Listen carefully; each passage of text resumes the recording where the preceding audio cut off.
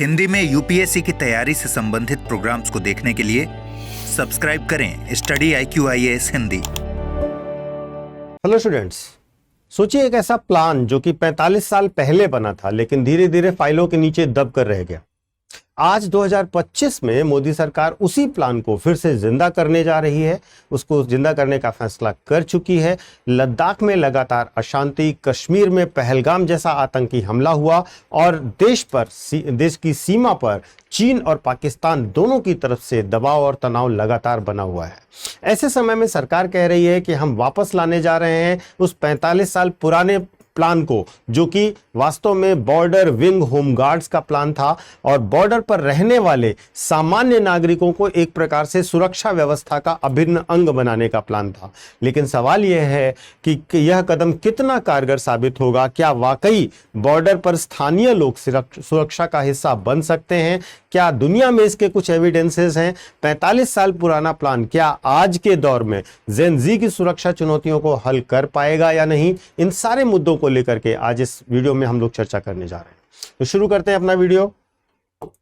और शुरू करने से पहले हमेशा की तरह मैं आपको अपना टेलीग्राम चैनल बताता हूं, यूपीएससी मेंटोर पंकज सर। इस टेलीग्राम चैनल को ज्वाइन कर लीजिए। यहां पर आपको मेरे करंट के वीडियोस के सारे लिंक्स मिल जाएंगे और उसके साथ साथ जब भी यूपीएससी की तैयारी में आपको कोई सलाह, सहायता या मदद चाहिए हो तो आप हमेशा मुझसे सीधा कॉन्टैक्ट कर सकते हैं। तो चलिए शुरू करते हैं।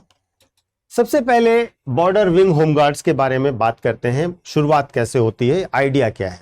देखिए, भारत में होमगार्ड्स की शुरुआत सेकेंड वर्ल्ड वॉर के दौरान हुई थी। उस समय वॉलंटरी सिविल डिफेंस के तौर पर इसकी शुरुआत की गई थी। इसके बाद 1962 में जब भारत चीन युद्ध होता है और 1965 में जब भारत और पाकिस्तान का युद्ध होता है, उस दौरान भारत ने महसूस किया कि सिर्फ पुलिस और आर्मी पर भरोसा करना काफी नहीं है, मतलब ये सफिशिएंट नहीं है, हमें इसके आगे बढ़ करके भी और कदम उठाने चाहिए। स्थानीय लोगों को भी शामिल करना होगा।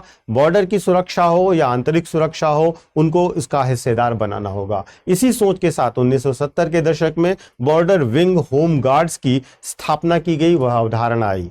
इसका मकसद यह था कि सीमा पर रहने वाले लोगों को सुरक्षा व्यवस्था में शामिल करना, स्थानीय भूगोल, भाषा और सामाजिक नेटवर्क का फायदा उठाना और उसके साथ साथ बीएसएफ और आईटीबीपी जैसे फोर्सेस को सपोर्ट प्रोवाइड करना।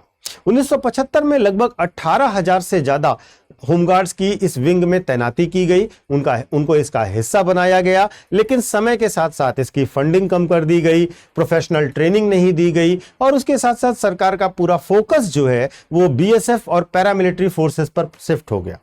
नतीजा यह हुआ कि बॉर्डर विंग होमगार्ड्स को धीरे धीरे इनएक्टिव कर दिया गया, यानी कि 45 साल से यह योजना महज कागज की फाइलों में दबी रही।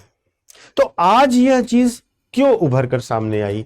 आज इसकी जरूरत क्यों महसूस की गई? इसकी दो बड़ी वजहें हैं और उन दोनों बड़ी वजहों को हम समझने की कोशिश करते हैं। सबसे पहले लद्दाख का केस। अगर आप देखिए 2023-24 से लगातार लद्दाख में एजिटेशन चल रहे हैं। लोग यूनियन टेरिटरी स्टेटस को हटाकर जो यूनियन टेरिटरी स्टेटस जो दी गई और जो ऑटोनॉमी दी गई उससे खुश नहीं है। वो स्टेटहुड मांग रहे हैं, वो 6th शेड्यूल में अपना नाम मांग रहे हैं। बॉर्डर विलेजेस खाली हो रहे हैं क्योंकि लोग रोजगार और सुरक्षा की तलाश में शहरों की ओर रुख कर रहे हैं। इसका मतलब बॉर्डर पर एक वैक्यूम क्रिएट हो रहा है जो हमारी सुरक्षा के लिए एक बड़ा प्रश्न चिन्ह बनता जा रहा है।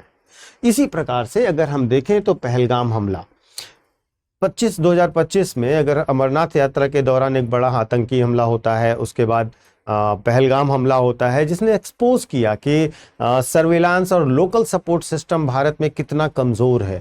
आप दोनों घटनाओं को देखेंगे तो इससे पता चलता है कि वास्तव में हमारी सुरक्षा को लेकर के बड़ा प्रश्न चिन्ह खड़ा हो चुका है।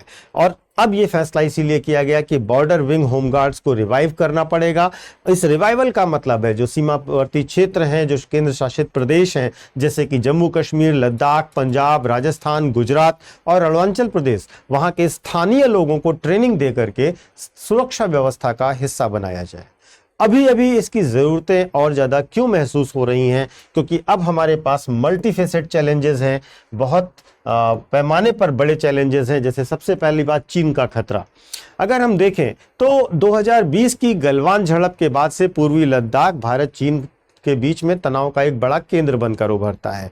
लाइन ऑफ एक्चुअल कंट्रोल पर लगातार सैन्य जमावड़ा होता रहता है। ऐसे हालात में सरकार चाहती है कि सिर्फ आर्मी और आईटीबीपी ही नहीं बल्कि स्थानीय लोग भी सुरक्षा की पहली लाइन का हिस्सा बने।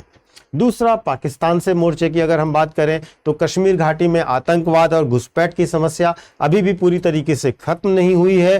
पहलगाम हमले में यह पता चल गया, यह क्लियर हो गया कि आतंकवादी अभी भी सुरक्षा चूक का फायदा उठाने में सक्षम है और इसीलिए सरकार ये चाहती है कि सर्विलांस और ग्राउंड लेवल इंटेलिजेंस को मजबूत किया जाए और लोकल लोगों को भी फोर्स का सपोर्ट करने के लिए ट्रेन किया जाए। तीसरा, लद्दाख का असंतोष। अभी आपने देखा होगा सोनम वांगचुक साहब गिरफ्तार किए गए, तो यूनियन टेरिटरी बनने के बाद जब बना था तब लद्दाख के लोग तो बहुत खुश हुए थे, लेकिन उसके बाद से वो लोग अपने आप को हाशिए पर महसूस कर रहे हैं। स्थानीय युवा जो है रोजगार और प्रतिनिधित्व की मांग कर रहे हैं लगातार। अगर सरकार उन्हें होमगार्ड्स के रूप में भर्ती करेगी तो न केवल सुरक्षा की समस्या का समाधान होगा बल्कि राजनीतिक असंतोष को भी शांत करने में बहुत मदद मिल जाएगी। लागत और संसाधन की अगर हम बात करें तो आईटीबीपी की बात करें या बीएसएफ की बात करें, उन फोर्सेस को तैनात करना और लोकल एरिया में बार बार तैनात करना बहुत महंगा पड़ता है। इसके मुकाबले होमगार्ड्स काफी कम खर्चीले होंगे, कम बजट में ज्यादा बड़ी मैन पावर और ज्यादा बड़ी इंटेलिजेंस सोर्स भी खड़ी की जा सकती है।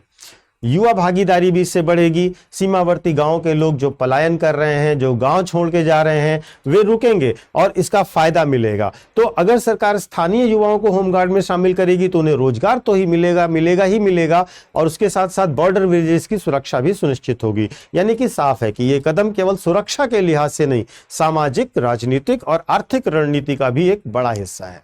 हालांकि इसमें कुछ चुनौतियां भी हैं, उन चुनौतियों को भी हमें समझना चाहिए।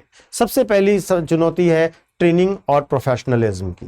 देखिए, होमगार्ड्स आम नागरिक होते हैं, उन्हें हथियार चलाना, मॉडर्न सर्विलांस सिस्टम इस्तेमाल करना, इंटेलिजेंस हैंडल करना, ये सब सिखाने में काफी सारे संसाधन और समय व्यय होते हैं। आर्मी और बीएसएफ जैसी फोर्सेस वर्षों से इस कठोर ट्रेनिंग से तैयार की जाती हैं, जबकि होमगार्ड्स की बात है तो वो इतने डिसिप्लिन्ड और इफेक्टिव नहीं होते और हो भी नहीं सकते और इसी वजह से इसमें ट्रेनिंग और प्रोफेशनलिज्म का एक बड़ा सवाल खड़ा होता है। दूसरा, कोऑर्डिनेशन का मामला आता है, जहां पर होमगार्ड्स राज्य सरकारों के अधीन आते हैं लेकिन बॉर्डर सिक्योरिटी पूरी तरीके से केंद्र सरकार के अधीन आती है। ऐसे में कंट्रोल और कमांड को लेकर के खींचतान होना तय है, स्पेशली वे जो राज्य की स्थिति में है। यूनियन टेरिटरीज में तो ये मामला संभल सकता है। ऐसे में सेंटर स्टेट अगर एक ही पेज पर नहीं होंगे तो फोर्स में कंफ्यूज्ड अथॉरिटी का एक मिथक तैयार होगा और वहां पर कोऑर्डिनेशन बहुत प्रॉब्लम करेगा। इसके साथ साथ राजनीतिक दखल की अगर हम बात करें तो तीसरी बड़ी चुनौती है पॉलिटिकल इंटरफेरेंस। कई बार राज्य सरकारें होमगार्ड्स की भर्ती में फेवरेटिज्म या पॉलिटिकल लॉयल्टी देखती हैं। अगर बॉर्डर जैसे संवेदनशील एरियाज में इस तरीके से मेरिट बेस्ड ना होकर के पॉलिटिकल भर्तियां होने लगी तो सुरक्षा के लिए एक बड़ा खतरा ये स्वयं में बन जाएगी। इसके साथ साथ बात करें तो ओवरलैप ऑफ ड्यूटीज होगा। देखिए, बीएसएफ हुआ, आईटीबीपी हुआ, आर्मी हुआ, वो पहले से ही बॉर्डर पर तैनात हैं। अब सिर्फ सर्विलांस और इंटेलिजेंस के लिए वो केवल सीमित रहेंगे या एक्टिव कम्बैट भी करेंगे। इस सब में बहुत सारे कंफ्यूजन क्रिएट होंगे और ड्यूटीज का ओवरलैप होना तो एक बेसिक सा प्रॉब्लम आने की संभावना है। कंफ्यूजन बड़ा क्रिएट हो सकता है। और सस्टेनेबिलिटी की भी एक बड़ी मुद्दा है। कई बार सरकारें ऐसे प्लान सिंबॉलिक तरीके से शुरू तो करती हैं लेकिन फंडिंग और लॉन्ग टर्म विजन के साथ इसे नहीं शुरू करती। बॉर्डर विंग होमगार्ड्स का इतिहास यही बताता है कि शुरुआत में एक बड़ा ऐलान हुआ, धीरे धीरे फंडिंग कट हुई और धीरे धीरे योजना को बंद कर दिया गया। अगर 2025 का यह रिवाइवल प्लान उसी रास्ते पर चला जैसे कि 45 साल पहले चला था तो इसका कोई फायदा नहीं होगा। यह एक महंगा और बिना वजह का इन्वेस्टमेंट होगा।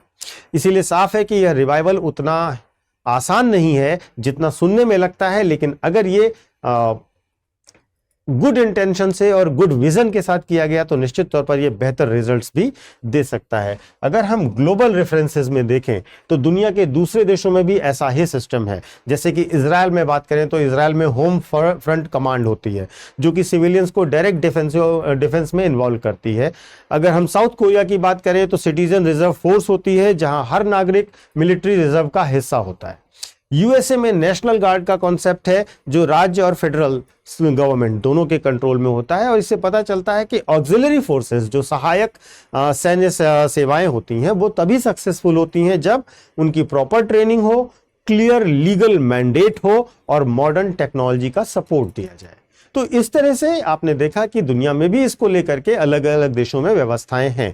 तो बॉर्डर विंग होम गार्ड्स का जहां तक मामला है वो एक डबल एज्ड स्वॉर्ड की तरह है जहां तक एनालिसिस की जा रही है। सही तरीके से किया गया तो ये बॉर्डर विलेजेस को और एम्पावर करेगा, लोकल ट्रस्ट बढ़ाएगा, रोजगार देगा, आर्मी और बीएसएफ के लिए फोर्स मल्टीप्लायर बनेगा। लेकिन अगर ये केवल सिंबॉलिक रहा या पॉलिटिकल ऑप्टिक्स की तरह यूज किया गया तो यह फिर से 45 साल पुराने फेल एक्सपेरिमेंट जैसा ही होगा।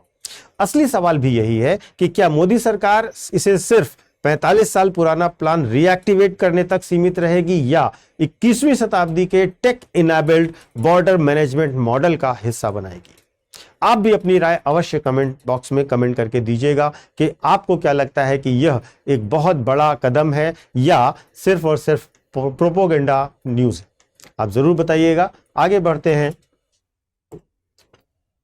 2026 के लिए जो बच्चे यूपीएससी की तैयारी कर रहे हैं उनके लिए एक बहुत छोटा और स्पेशल अनाउंसमेंट है हमारे पास। जो बच्चे भी इसकी तैयारी कर रहे हों वे सभी के लिए अभी तक अगर उन्होंने कोई बैच नहीं ज्वाइन किया है, कोई गाइडेंस नहीं ले रहे हैं, कहीं से तैयारी नहीं कर रहे हैं और उन्हें इसकी ज़रूरत महसूस हो रही है तो स्टडी IQ IAS हिंदी आपके लिए दशहरा धमाका सेल लाया है। चूंकि दशहरे का त्यौहार है आज और उस त्यौहार में आप जल्दी से जल्दी इस बैच को ज्वाइन कर लीजिए क्योंकि कल तक ही इसमें आपको एडमिशन दिया जाएगा और इसमें बहुत ही मिनिमम फीस आपसे चार्ज की जा रही है जो है 7,499 रुपए की।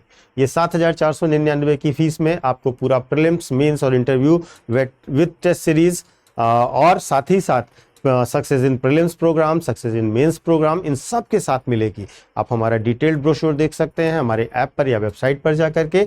एक बात आपको ध्यान रखनी है कि जब भी आप हमारा कोर्स खरीदें तो आप PK लाइव कोड का इस्तेमाल ज़रूर करें क्योंकि ये कोड इस्तेमाल करने के बाद ही आपको फीस इतनी रिड्यूस होकर के मिलेगी। स्टडी IQ IAS का कोई भी कोर्स लेना है तो आपको PK लाइव कोड इस्तेमाल करना चाहिए, ये आपको मैक्सिमम डिस्काउंट अवश्य दिलाएगा। Thank you so much. Happy Dussehra. Study IQ IAS, आपका सिलेक्शन हमारा मिशन।